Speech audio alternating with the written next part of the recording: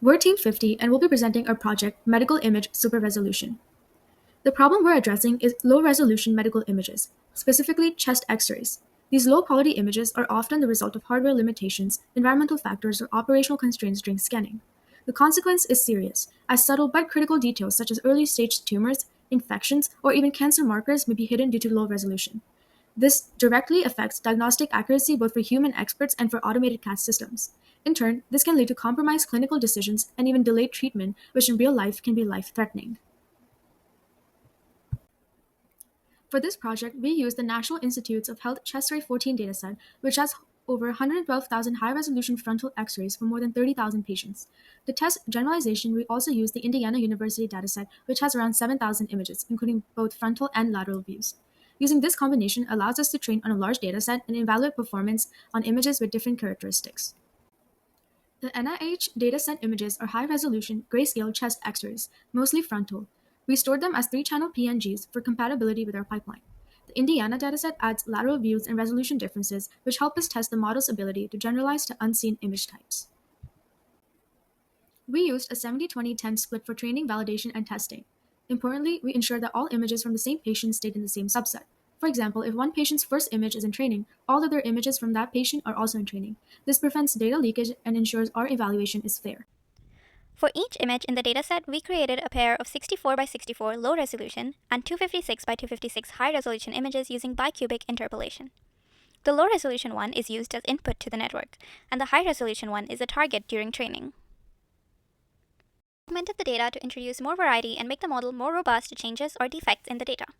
When designing these transformations, anatomical plausibility and effective training were key considerations.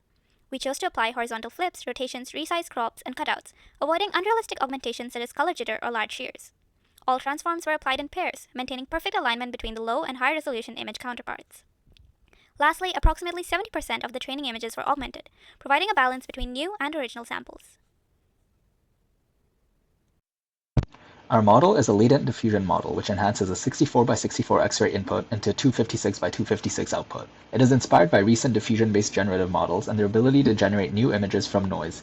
In our approach, both the low-resolution input and the high-resolution reference are encoded into a compact latent space using a variational autoencoder. At the core is a lightweight unit with about 813,000 parameters.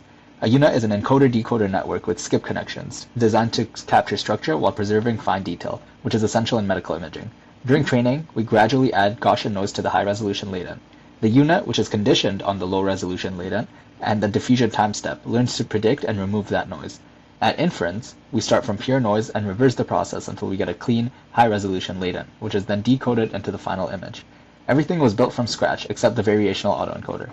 To make the model deployment ready, we optimized the unit with NVIDIA TensorRT, converting from PyTorch to ONNX to TensorRT for fast inference on edge devices. Imagine you're working in a rural hospital with poor internet connectivity. A patient comes in and you need to send a high-resolution chest X-ray to a radiologist in the city because in many rural areas, specialists aren't available on site. But due to the slow internet, the image gets compressed and sent in a low-resolution format. This can make it harder for the radiologist to see fine details that might be critical for diagnosis. With our system, that low-resolution X-ray can be restored to a high-resolution version using our super-resolution model. Now, I'll show you exactly how that works. So once the radiologist has received the low resolution image, all they need to do is run our inference.py file, copy the path to the low resolution image, select the run on the edge because it's faster, and then paste the path.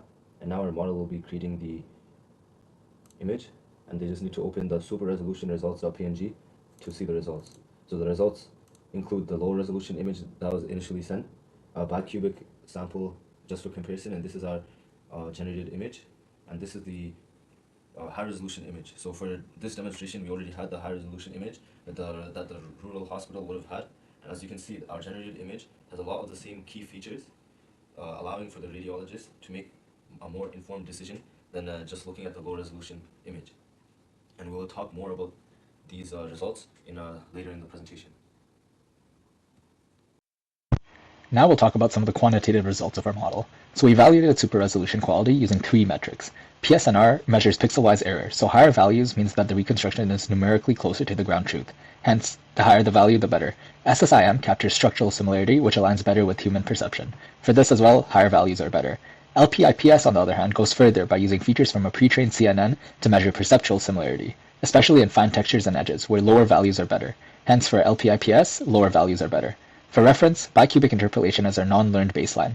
It upsamples images by taking a weighted average over neighboring pixel values.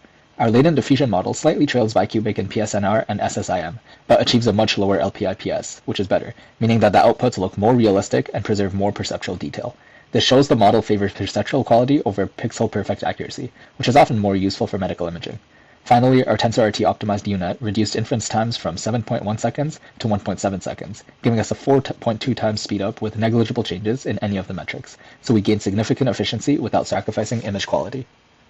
Here, we compare 2 test samples across 4 images: the low-resolution input, bicubic baseline, our diffusion super-resolution output, and the original high-resolution image.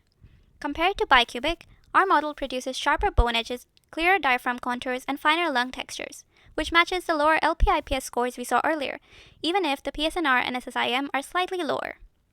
One limitation is that the model can struggle with distortions or artifacts in the low-resolution inputs. For example, the white L marker above the right shoulder gets blurred, and ribs can appear slightly less pronounced than in the original. Still, the output is noticeably more accurate than bicubic, especially in recovering structural detail important for diagnosis. Compared to bicubic, our latent diffusion model generates sharper ribs and richer textures, explaining the LPIPS gains even when PSNR and SSIM stay similar. The trade-off is occasional artifacts or faint thin bones, but overall, anatomy is preserved with plausible detail. With TensorRT, we achieved a 4.2 times speedup and only minor quality loss, making deployment practical. Moving forward, we plan to train on more data, scale the UNet, and refine conditioning to reduce artifacts and improve reliability. Thank you.